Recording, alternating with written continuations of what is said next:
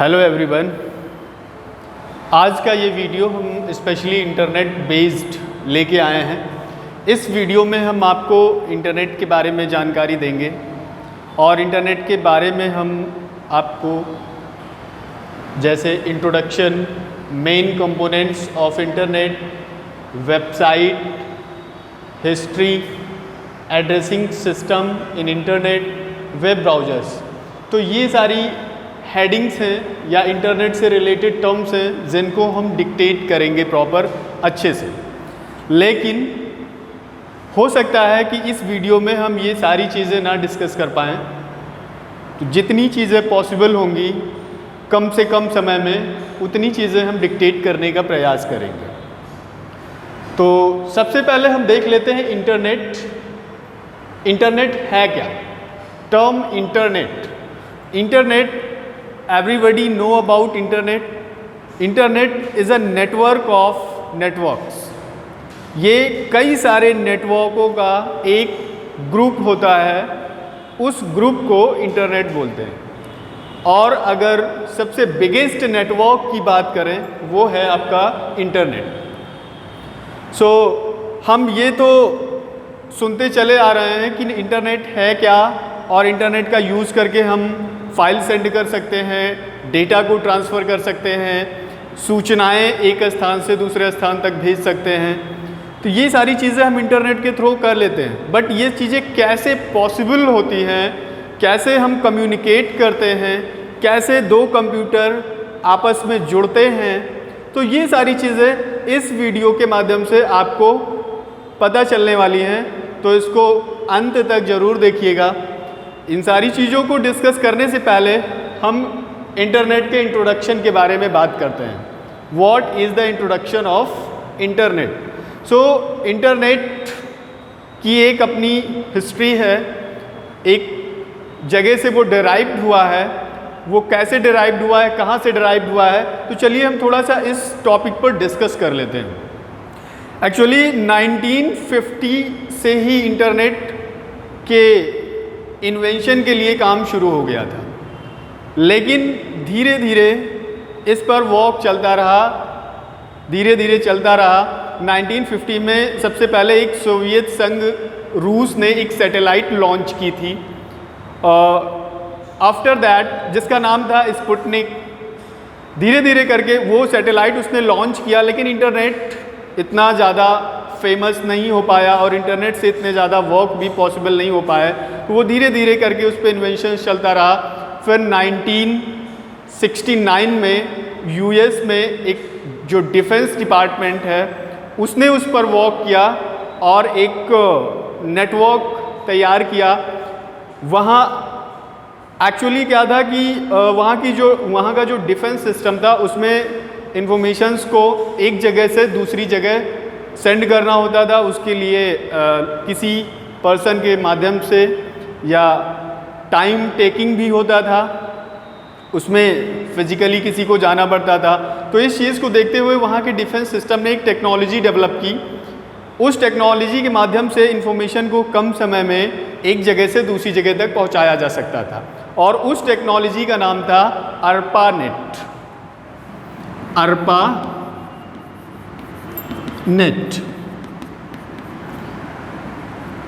और अगर हम इसकी बात करें, इसका पूरा नाम है advance research project agency network. This is the full name of ARPANET। यहीं से इंटरनेट के विकास में तेजी आ गई। धीरे धीरे क्या हुआ, वहाँ का डिफेंस सिस्टम ने अपने में डिवाइसेस को कनेक्ट किया, यानी कि उस नेटवर्क ARPANET का यूज़ उसके डिफेंस सिस्टम में धीरे धीरे होने लगा।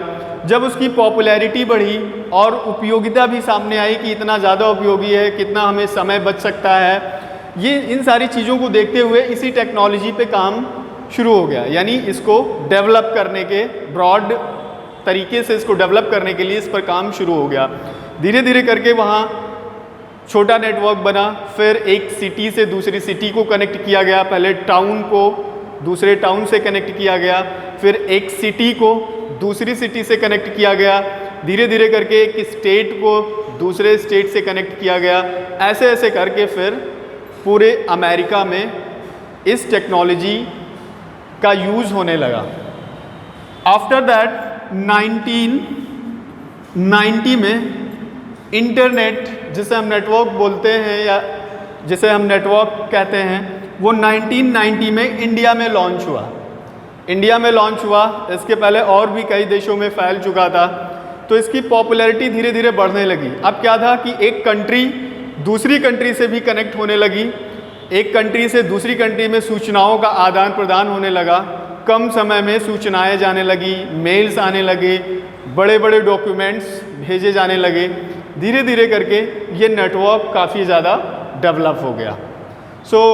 आज के समय में टेक्नोलॉजी यानी इंटरनेट टेक्नोलॉजी इतनी ज़्यादा डेवलप हो गई है कि हम कभी भी किसी भी इंफॉर्मेशन को दुनिया के किसी भी कोने में बैठे हुए व्यक्ति को आसानी से प्रोवाइड करा सकते हैं।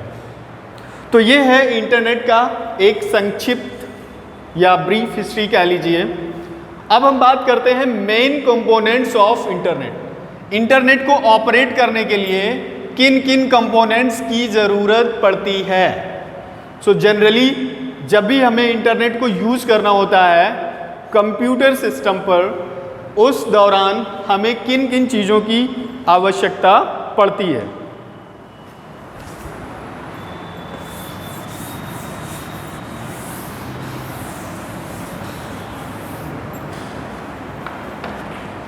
वो हम देख लेते हैं, मेन कंपोनेंट्स ऑफ कंप्यूटर। तो जब हमें इंटरनेट ऑपरेट करना होता है या चलाना होता है तो सबसे पहले हमें एक कंप्यूटर सिस्टम की ज़रूरत होती है।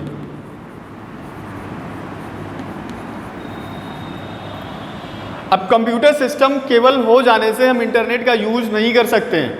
अब उसमें हमें किसकी ज़रूरत पड़ती है? मॉडेम की। कंप्यूटर में जब तक हम मॉडेम यूज़ नहीं करेंगे तब तक हम इंटरनेट का प्रॉपर यूज नहीं कर सकते हैं। आफ्टर दैट कंप्यूटर सिस्टम भी हो गया हमारे पास, मॉडेम भी हो गया। अब बात आती है इसके अलावा और किन चीज़ों की ज़रूरत है। तो मॉडेम हमने कंप्यूटर सिस्टम में लगा दिया। क्या मॉडेम की वजह से केबल चल जाएगा? नहीं, अभी हमें इसके लिए ज़रूरत पड़ेगी सॉफ्टवेयर की।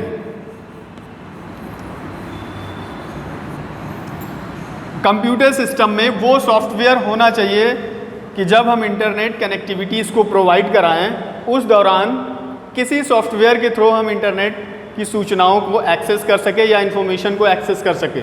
उसके लिए हमें एक सॉफ्टवेयर की ज़रूरत पड़ती है। किस सॉफ्टवेयर की ज़रूरत पड़ती है वो हम अभी डिस्कस करेंगे। आगे हम बात करते हैं telephone lines.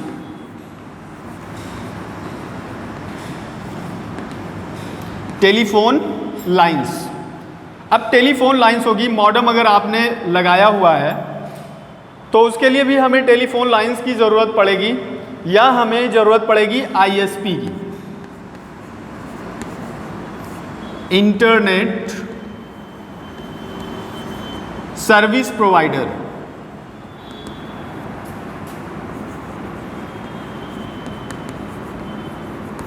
Internet service provider. अब ये कंपोनेंट्स हैं जिनको हम यूज़ करके प्रॉपर इंटरनेट को एक्सेस कर सकते हैं। तो सबसे पहले हम बात करते हैं कंप्यूटर सिस्टम की। तो एक कंप्यूटर सिस्टम हमें चाहिए, कम कॉन्फ़िगरेशन का है तो भी चलेगा और मिनिमम कॉन्फ़िगरेशन का सिस्टम होना चाहिए हमारे पास। उसके लिए हमें फिर मॉडेम की आवश्यकता होगी। मॉडेम कंप्यूटर सिस्टम में हम प्लग करते हैं। अब मॉडेम की हम यहाँ पर बात कर लेते हैं। मॉडेम दो तरह के होते हैं, there are two types of modem. एक होता है internal modem and second external modem.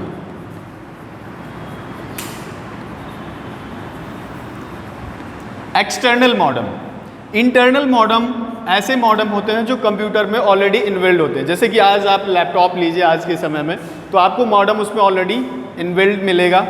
या आप जैसे फ़ोन है, फ़ोन में हम केवल सिम यूज़ करते हैं और इंटरनेट चल जाता है, तो उसमें क्या है, इनबिल्ड मॉडेम होता है, जिससे अब मॉडेम का काम क्या होता है, क्यों ज़रूरी होता है, क्यों नेसेसरी होता है।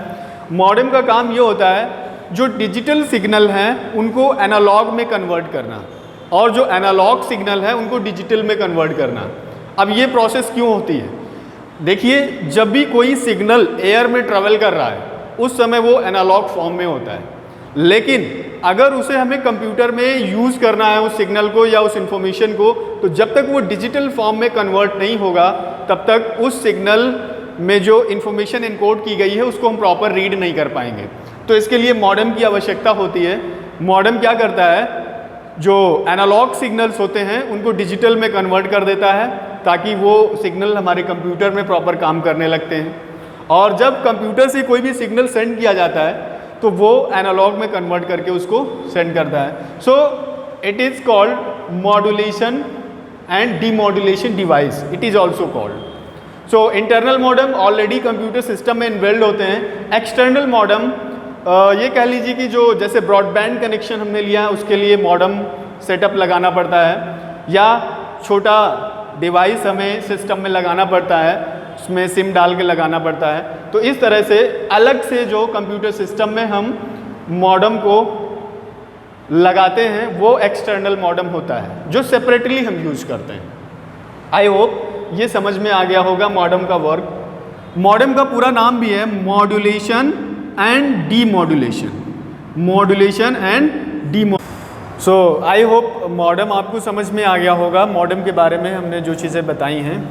सो अब हम बात करते हैं सॉफ्टवेयर की।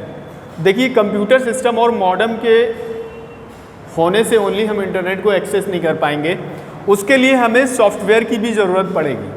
क्योंकि इंटरनेट को एक्सेस करने का हमारा मकसद क्या होता है, ऑब्जेक्टिव होता है कि हम इंफॉर्मेशन को एक्सेस करें या नेट सर्फिंग करें या किसी वेबसाइट पर जाके हम ऑनलाइन कोई फॉर्म फिल करना है या जो भी हमें वर्क करना है उसके लिए हमें एक एप्लीकेशन की ज़रूरत पड़ेगी। सो विदाउट एप्लीकेशन, और we can say it internet browser, without internet browser we can't access internet. तो सॉफ्टवेयर की ज़रूरत हमें पड़ेगी। सो सॉफ्टवेयर कौन से हो सकते हैं? अब हम मोस्ट पॉपुलर सॉफ्टवेयर की बात करें, आपने सुना होगा इंटरनेट एक्सप्लोरर का नाम। हर एक कंप्यूटर या कह लीजिए विंडोज़ ऑपरेटिंग सिस्टम के साथ में डिफ़ॉल्ट होता है कि जब भी हमें इंटरनेट को एक्सेस करना होता है तो हम इंटरनेट एक्सप्लोरर, इससे पहले नेट एस्केप नेविगेटर या मोजैक, ये मोजैक जो है ये सबसे पहला इंटरनेट ब्राउज़र था। आज के समय में गूगल क्रोम, ओपेरा या यूसी ब्राउज़र, इस तरह के एप्लीकेशंस या इंटरनेट ब्राउज़र को हम यूज़ करते हैं किसी भी इंफॉर्मेशन को एक्सेस करने के लिए। आइए अब हम बात करते हैं टेलीफोन लाइंस की। सो टेलीफोन लाइंस का जो इम्पॉर्टेंट रोल है वो भी इंटरनेट कनेक्शन को इस्टेब्लिश करने में किया जाता है। कैसे किया जाता है? अब देखिए टेलीफोन लाइंस हर जगह आजकल अवेलेबल है, और वो पहले देखिए लैंडलाइन फ़ोन्स चलते थे। लैंडलाइन फ़ोन से एक केबल आती थी जो कनेक्ट होती थी और उसी फ़ोन से हम बात कर लेते थे।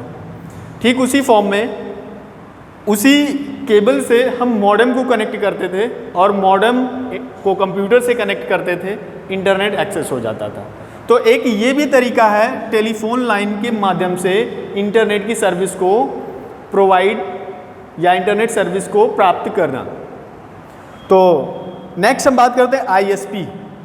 After that telephone lines there are several ISPs available in the market which provides internet service।